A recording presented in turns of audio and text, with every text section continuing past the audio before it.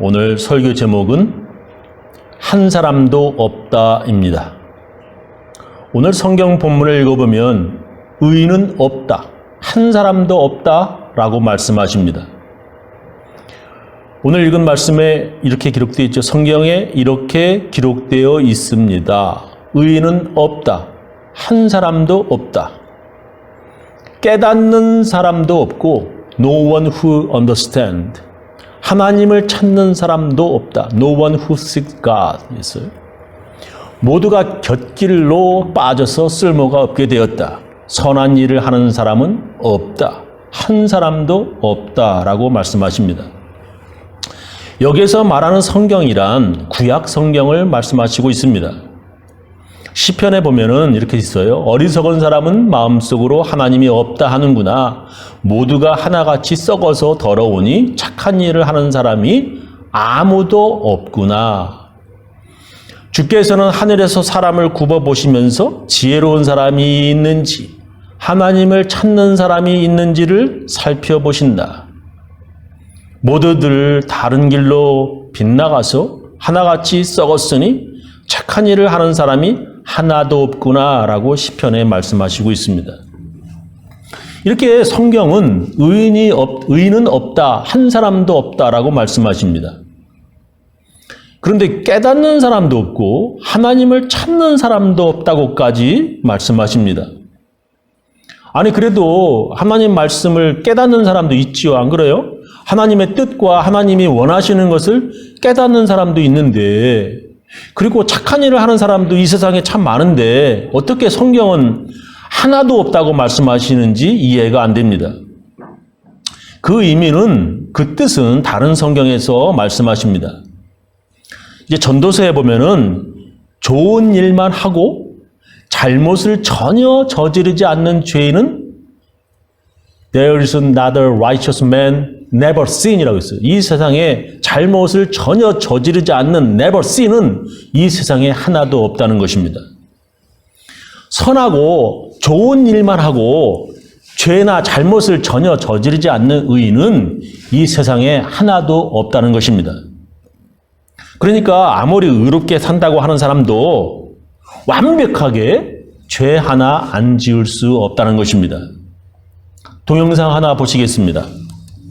얼마 전 세카프고 프란치스코 교황이 보기 드물게 화를 내는 장면이 포착됐죠. 바티칸 성베드 광장에서 신도들과 인사를 나누던 찰나 한 여성 신도가 교황의 손을 거칠게 잡아당기는 통에 교황이 놀라서 여성의 손등을 내리치며 꼬시는 장면이 연출됐던 건데요. 다음날 교황이 불미스러움에 대해서 사과의 뜻을 전하긴 했지만 마음이 많이 불편했는지 교황이 여성을 직접 만나 사과한 사실이 뒤늦게 알려졌습니다. 특히 자신의 초기 대응을 후회했다는 점을 강조했다고 전해집니다. 교황도 때로는 저렇게 화를 내기도 합니다. 모든 사람은 다 실수를 한다. 모든 사람은 다 죄를 짓는다라는 것입니다. 그러니까 하나님 보시기에 모든 인간은 다 죄인이라는 뜻입니다. 우리는 완벽하게 죄 하나 안 짓고 살 수 없습니다. 아무리 모든 죄를 회개하고 세례받고 예수 믿는다 해도 우리는 실수하고 죄를 짓게 된다는 것입니다. 그렇다면 우리는 여기서 질문이 하나 생깁니다. 그렇다면 하나님은 사람들에게 왜 율법을 주셨습니까? 완벽하게 지킬 수 없는데 왜 하나님께서는 사람들에게 율법을 주신 것입니까? 우리 크리스천들은 율법을 지켜서 구원받는 것이 아니라 예수 믿고 구원받는다고 하는 것을 다 알고 있습니다. 그러니까 구약에 있는 율법을 잘 지켜서 의롭다 칭함을 받는 것이 아니라 우리의 모든 죄를 예수님이 다 대신 지셨다고 하는 믿음, 그 믿는 믿음으로 천국 간다고 하는 것을 우리는 알고 또한 믿고 있습니다. 성경은 우리들에게 이렇게 말씀하십니다.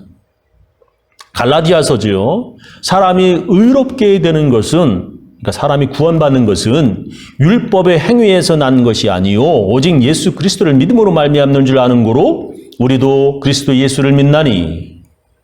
이는 왜 그러냐면 우리가 율법의 행위에서가 아니고 그리스도를 믿음으로써 의롭다함을 얻으려 함이라. 율법의 행위로서는 의롭다함을 얻을 육체가 없느니라 말씀하시죠.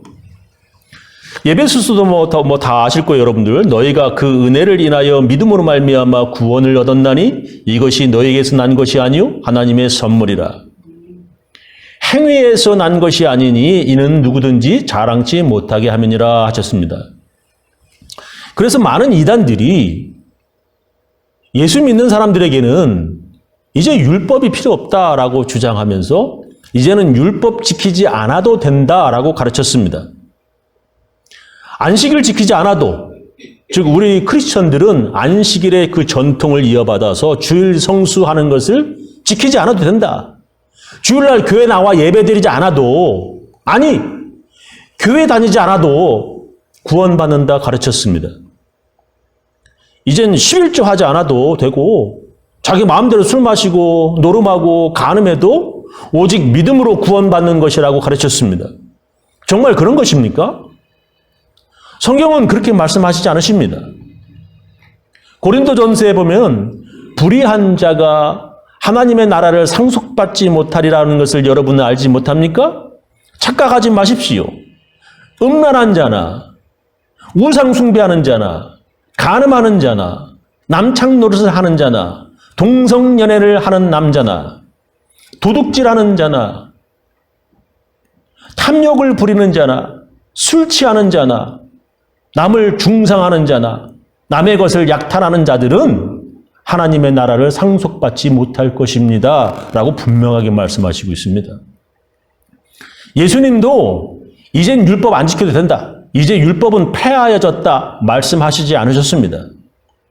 예수님께서 이렇게 말씀하셨지요. 내가 율법이나 선지자나 폐하러 온 줄로 생각지 말라. 폐하려 온 것이 아니요 완전케 하려 함이로다. 진실로 너희에게 이르노니 천지가 없어지기 전에는 율법의 1.1획이라도 반드시 없어지지 아니하고 다 이루리라. 그러므로 누구든지 이 계명 중에 지극히 작은 것 하나라도 버리고 또 그같이 사람을 가르치는 자는 천국에서 지극히 작다 일컬음을 받을 것이요 누구든지 이를 행하며 가르치는 자는 천국에서 크다 일컬음을 받으리라. 내가 너희에게 이르노니 너의 의가 서기관과 바리새인보다 더 낫지 못하면 결단코 천국에 들어가지 못하리라. 예수님께서 이렇게 말씀하셨습니다. 그렇다면 우리는 어떻게 해야 하는 것입니까? 도대체 우리가 지키지도 못할 율법을 하나님께서 왜 주신 것입니까? 율법 지켜 구원받는 것이 아니라 오직 믿음으로 구원받는다고 하면서 지키지도 못하는 율법을 우리가 이거 어떻게 해야 하는 것입니까? 오직 예수 믿음으로 구원받는다면 이 구약 성경이라고 하는 것이 왜 필요한 것입니까? 그것은 구약의 율법들이 마치 거울과 같기 때문입니다. 우리 얼굴에 뭐가 묻었는지 우리 얼굴은 뭐가 묻었는지 잘 몰랐어요. 그런데 거울을 보니까 잘 알게 되는 것과 같습니다. 하나님의 법을 몰랐을 때는 내가 왜 죄인이 이거 몰랐습니다. 하나님의 법을 알고 나서 내가 죄인이라고 하는 것을 확실하게 알게 되는 것입니다. 전에는 하나님의 법을 몰라 아주 교만하였는데 이제는 하나님의 법을 알고 겸손해지는 것입니다. 전에는 하나님의 법을 몰라 내 죄가 살았는데 이제 하나님의 법을 알고 내 죄가 죽었습니다. 하나님의 법을 몰랐던 예전에는 내가 살았지만 하나님의 법을 알고 난 지금은 내가 죽은 것입니다. 로마서에 그런 말씀이 나오지요. 그런즉 우리가 무슨 말 하리요? 율법이 죄냐? 그럴 수 없느니라. 율법으로 말미암지 않고는 내가 죄를 알지 못하였으니 곧 율법이 탐내지 말라 하지 아니하였다면 내가 탐심을 알지 못하였으리라. 그러나 죄가 기회를 타서 계명으로 말미암아 내 속에서 각양 탐심을 이루었나니 이는 법이 없으면 죄가 죽은 것임이니라. 전에 하나님의 율법을 깨닫지 못할 때는 내가 살았더니 계명이 이름에 죄는 살아나고 나는 죽었도다. 이렇게 로마서에 기록되고 있습니다. 계명을 알고 하나님 법을 알면 지은 내 죄로 인해서 부끄러워지고 마음이 찔리는 것입니다. 이 세상에 하나님 그 도둑질하면서 이게 뭐가 죄가 되냐? 뭐가 어때? 라고 하는 사람이 이제 하나님의 율법을 알고 내가 죄인이라고 하는 것을 알게 되는 것입니다. 우리가 죄인이라고 하는 것을 알게 하시려고 하나님께서는 우리에게 율법을 주신 것입니다. 그래서 오늘 성경 본문은 이렇게 말씀하십니다. 그러므로 율법을 지킴으로써 하나님 앞에서 의롭다고 인정받을 사람은 아무도 없습니다. 이 율법으로는 죄를 인식할 뿐입니다. 라고 말씀하세요. 나도 하나님의 은혜로 구원받았기에 나도 율법을 범하였지만 하나님의 은혜로 구원받았기에 우리는 다른 사람을 함부로 정죄할 수 없습니다. 자기도 다 지키지도 못했으면서 나는 그래도 너보다 조금 더 지켰어 라고 교만할 수 없습니다. 하나님의 은혜로 구원받았기에 우리는 하나님의 율법을 지키려고 노력해야 합니다. 죄인은 나를 구원하신 하나님의 은혜가 감사해서라도 우리는 하나님의 법을 지켜야 합니다. 근데 그렇게 지키려고 애를 쓰면 쓸수록 우리는 우리 자신에게서 실망하게 됩니다. 우리 안에 하나님의 법대로 살지 못하게 하는 이 죄성 때문에 우리는 더욱 고민하게 됩니다. 그런 사람이 성경의 사도 바울입니다. 우리가 다 배우겠지만 로마서에 나의 행하는 것을 내가 알지 못하노니 곧 원하는 이것은 행하지 아니하고 도리어 미워하는 그것을 함이라. 만일 내가 원치 아니하는 그것을 하면 내가 이로 율법의 선한 것을 시인하노니 이제는 이것을 행하는 자가 내가 아니요 내 속에 거하는 죄니라. 내 속 곧 내 육신에 선한 것이 거하지 아니하는 줄을 아노니 원함은 내게 있으나 선을 행하는 것은 없노라. 내가 원하는 바 선은 하지 아니하고 도리어 원치 아니하는 바 악은 행하는도다. 이렇게 말씀하셨어요.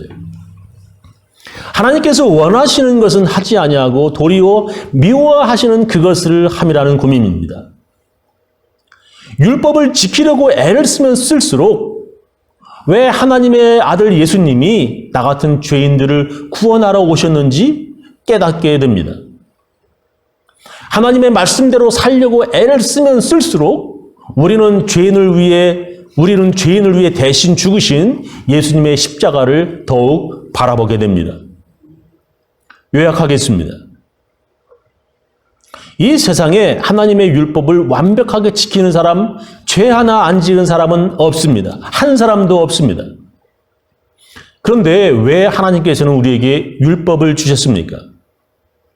믿음으로 구원받는다면 율법이 왜 필요합니까? 율법은 마치 거울처럼 우리의 죄가 무엇인지 알게 해줍니다. 율법으로 우리가 죄인이라고 하는 것을 깨닫게 됩니다. 우리는 율법을 통해서 예수님이 왜 복음인지 알게 되고 예수님이 왜 오셨는지 우리는 알게 되는 것입니다. 저는 우리 교인들 모두 하나님 말씀을 통하여 복음 되신 예수님 믿으며 살아가시기를 예수님의 이름으로 축원합니다. 기도하시겠습니다.